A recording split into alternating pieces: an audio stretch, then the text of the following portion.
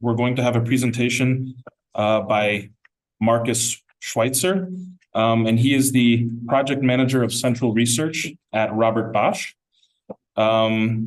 He led several projects, all of which were related to software embedded systems in the automotive domain, including airbag and transmission control systems. Currently, he leads a research activity at Bosch called SafeOps, where they provide as much automation as possible for the management of safety-relevant artifacts and a comprehensive tool support for the creation of those safety artifacts. So he will be presenting on DevOps and safety, SafeOps, which is ensuring safety and feature-driven development with frequent releases. So let's all welcome Marcus Schweitzer. And Marcus, you can go ahead and share your screen and begin your presentation.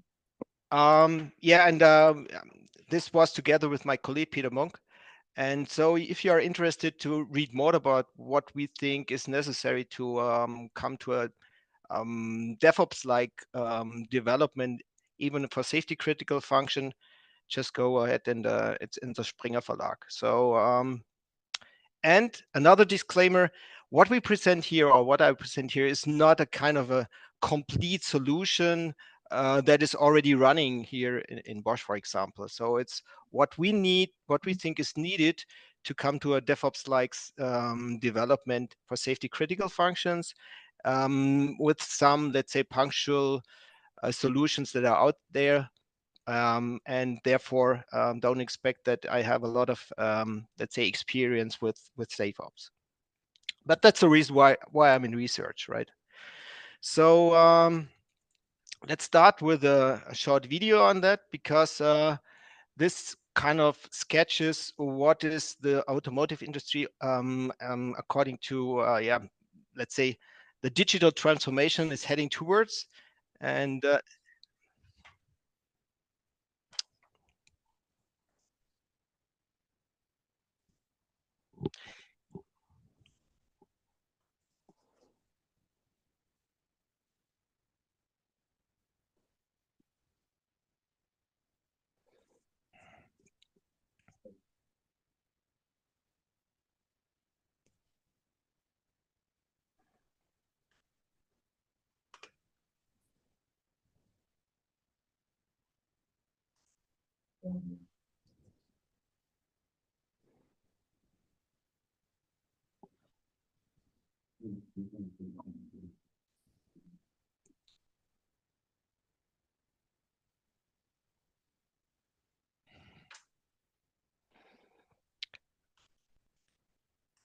Marcus, we're not hearing any audio on the video if there's supposed to be. So if you want to narrate what is being shown, would be great. Didn't get you. Sorry for what was the question? You didn't get the audio? Didn't hear any audio for the video. Oh, so I'm if there was sorry. Something important there, you might want to narrate. I can tell you what's in there. It just explains that what will change in the future in the automotive domain, meaning that we, with having all this kind of connectivity and the expectation of the customer that the car is not, let's say, fixed at that point in time when you really buy it, but gets updated through the complete life cycle, even for safety critical functions. So this is kind of what the video is saying. And with new business models, of course, this is, you want to make money out of it, but nevertheless means that you expect the same, more or less, like you have with your smartphone or whatever, that the car gets updated. And if you look to the slides on the left-hand side, saying, okay, even if we don't think about feature extension in a way, but if you look to the fact that you are connected to the internet, the topic of cybersecurity come to row. So updates due to security issues will be are obliged according to some standards, and therefore we need to provide this kind of software updates. And with every software update, we need to give really evidences that the overall system is still safe. And that is, on the other hand, currently the classical ISO 262 let's say standard that we have to provide for every release the same argumentation why we think, or why we are convinced that the overall system is still safe again, which is currently sometimes a very manual work, so to say. And we did some investigation on that sometimes only getting, let's say, all the necessary artifacts in a consistent way takes up to 2 weeks, and this is nothing we can really stand for. So one of the main approaches that we want to head to is that we want to provide as much automation for safety management, meaning all the artifacts that are necessary for argumentation that the overall system is safe, and additionally as much tool support for the safety engineering discipline itself. So for creating the safety artifacts like the fault tree analysis or whatever. So it's not that we say we can omit something only due to the fact that we want to have faster updates, but we have to do it in a more, let's say, efficient way. And this is what is one part of the SafeOps cycle. The other ones is the ops part, and there is, let's say, the first citation coming from a lawyer saying, if we have the ability or the possibility with the connectivity devices in our cars to look into those cars, and if we have the chance to really monitor what's going out there, and if there comes some liability issues and we haven't done it, it could be negative for you, so to say. It's only from, let's say, the lawyer's perspective. And on the other hand, looking into the upcoming features, maybe some of them based on AI or more automation functionality out there. There's the upcoming ISO Pass 8800 that has some chapters only dealing with the field data collection, meaning if the environment, if your ODD, operational design domain, changes over time, you should get that information from the field and react on it. So also from that point of view, the ops part is really mandatory. And so to sum it up, we need to have really field data. Now it says here, the slide, that we iteratively improve our product safety. I would say that we also keep it safe due to changes out there that maybe haven't been present at the time when there was the start of production. So these are the main, let's say, motivation for us to dig into the SafeOps topic, which led more or less to this kind of DevOps cycle that I want to show to you. So on the left-hand side, you say, okay, we have a backlog coming either from new features that the customers want to have or that we want to provide to the customers. Could also be bug fixes, or finally, if we have some safety issues, the safety improvement. And then we start with most of you know the let's say distributed working with Git or something similar, that you start your new feature branch, and then we want to look into how can we do, for example, the HARA in a Delta mode, or how can we let's say do the safety concept Delta observation and this kind of stuff. And this Delta does just mean I know that I have to change something in there. What does it really mean? What else do I have to look into it? And how can I then afterwards, if I do changes on a certain component or whatever, how can I then argue that the system is still safe at its borders? That is meant by this Delta mode. And so in our small paper, so to say, we subdivided that SafeOps approach into 3 main pillars. The one is the safety management automation. Provide as much automation for the management of the safety artifacts so that we can reduce our manual efforts in the safety management. Then as second pillar, try to provide as much tool support for the safety engineering disciplines. This is mainly related to getting closer or combine the architectural development and the safety analysis, for example. So that they really work hand in hand and not as I do some architectural changes where the safety engineers are not aware of, and vice versa.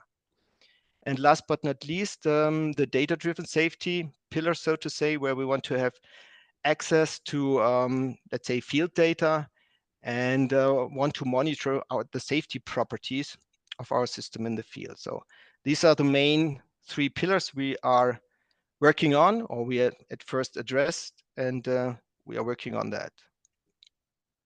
So the first is the safety management automation.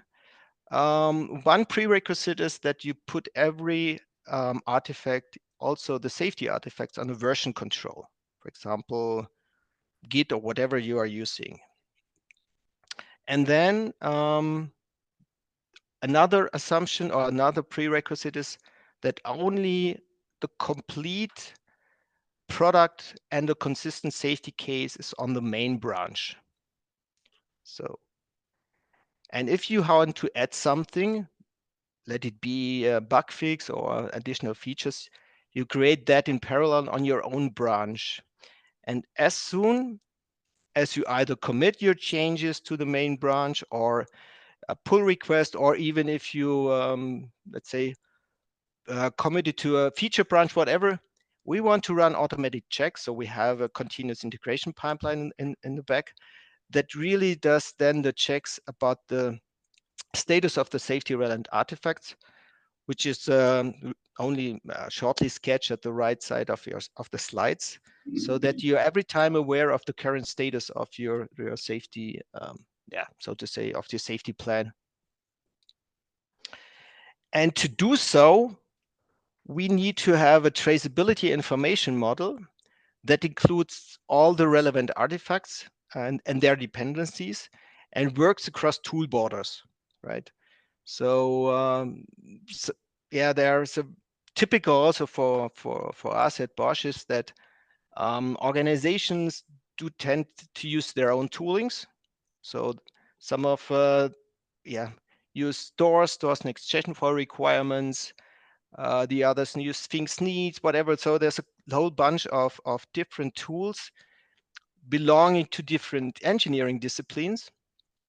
And safety in itself is really addressing the complete product development lifecycle, independent of what kind of tools is used.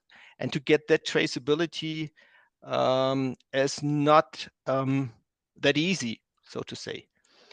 If you look into the various different tools lying underneath.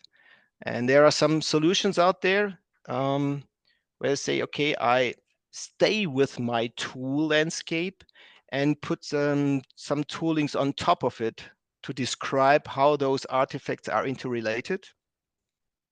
And there are other solutions out there who, let's say, one tool rules all, so to say. So you have to integrate all your stuff into one tooling, into one database of one company. And it's definitely, I would expect, working mostly seamlessly, so to say, but you have a lot of migration effort to do. And some are solutions out there, they are somewhere in between. And so they are, it has all its drawbacks and its advantages. Nevertheless, if you want to be efficient, you need to have this kind of traceability across all the various different disciplines. And the second important topic for us is that we want to provide as much tool support for the safety engineering cell, especially for doing a kind of safety analysis. And you all know that safety itself is an emergent property of the entire system. So with every change, even if it's very locally or very small, we have to argue that on the system border where something, let's say, hazardous could happen, it's still safe. And with using version control system, we can identify the changes we made in the system. And with the delta analysis, we can focus on these effects. And one of the, let's say, prerequisites that we say is necessary to do safety development in an incremental way is using model-based systems engineering, plus the extension of information related to safety.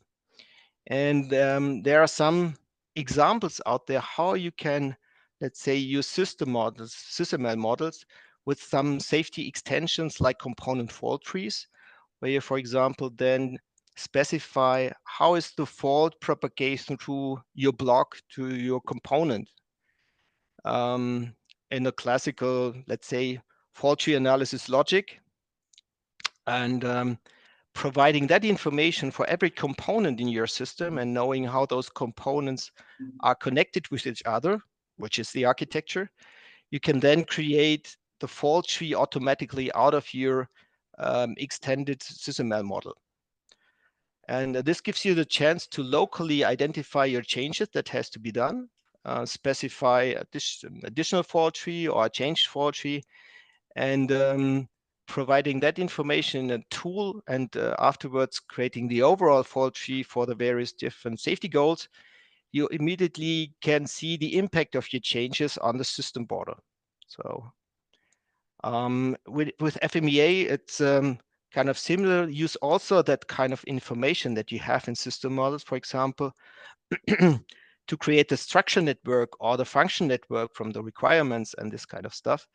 And last but not least, also for the dependent failure analysis, we looked into that topic, saying, is there in our system models the kind of patterns that we can kind of identify potential coupling factors out of it. So running through the system model, and I mean, there are some very obvious kind of patterns that you can identify, which is, for example, if you have several components of the same time, meaning there's one class calling whatever, and then you have several instances from it. It's very easy to identify those.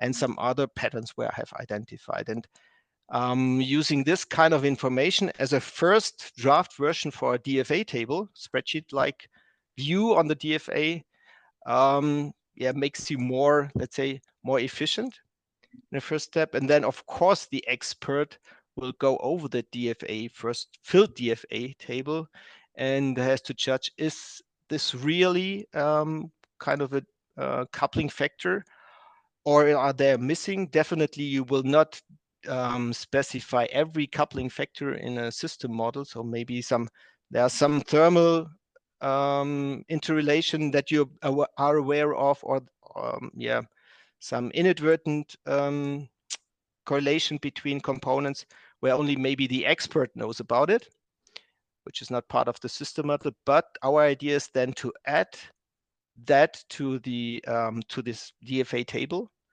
and store it back in the tooling again, so that the next time when some changes in the architecture happens, this information is still available. So this is, as a bottom line, saying provide as many information to the system model, to the architecture that is safety relevant, so you can use that in a synchronized way also for your safety analysis. And with this kind of tooling, you're definitely also getting faster, and especially also know what really is happening if I do some changes in the architecture due to either feature development, bug fixes, or safety enhancements. And the third pillar is the field data-based safety case validation that we want to address. Especially if we think about something, topics like SOTIF or AI-based systems, we kind of, let's say, have to think about to measure our safety performance in the field, but not only in the field. I mean, if you do some testing, finally you have to decide that you have tested enough. What does it mean? Is this something metrics combined with some assumptions saying, okay, this is now enough. I assume that this situation or whatever, the exposure is whatever. And if you then later on in the field, you detect that some situation happen more often, let's say your safety argumentation, your safety case, or your safety argumentation is not valid anymore. So what we want to do is kind of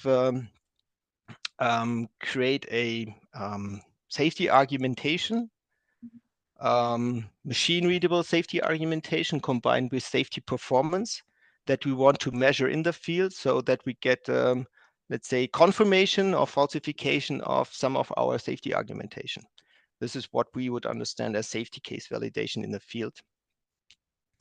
To do so, we need to aggregate the data and visualize it also for human experts on a kind of a dashboard. And maybe also find, or not only maybe, but what we are interested in is not only in measuring how the vehicle behaves in its environment, have some metrics out there like time to collision, RSS, or whatever, but to have those kind of safety performance indicators, to speak with the wordings of Phil Koopman, of your components that kind of contribute to that behavior. And hopefully then these SPIs, component SPIs, gives us hints where the root causes maybe of some, let's say, external observable behavior of the vehicle is correlated. And with that, with that information from the field and with the SafeOps idea I presented to you, that we can then iteratively improve the safety concept based on field data. And it's only a small, let's say, demonstrator we have here at Bosch with a small simulated fleet of vehicles where we store certain data and have a small web tool to visualize the aggregate data. And this gives us a chance to have kind of a toy example to identify how that could work and how that could, for example, be related with a machine readable safety case. So this comes to some summary. We are really convinced that we have to do it, let's say, put it that way, that we have to combine a DevOps-like development, and despite looking into the safety standards, we think this is doable. Also from an economical perspective, which means to have as much automation in the management of your artifacts, where you need traceability information models going beyond tool borders, where you need to have version control system and appropriate continuous integration pipelines, so that you can regularly trigger your safety validation. And there are various approaches out there that supports the safety engineers to kind of combine the development, the architectural development, and the safety analysis, which is also a must, that we have that in synchronization, which is also based on the model, on traceability information model, version control system. And additionally, we think we need to have model-based systems engineering extended by safety-related information. And on our side, there's an initial concept how we can continue to improve the safety concept based on field data. And but this is also the, let's say, where there's the most research, let's say, amount of research necessary on our side, how we not how we do it, but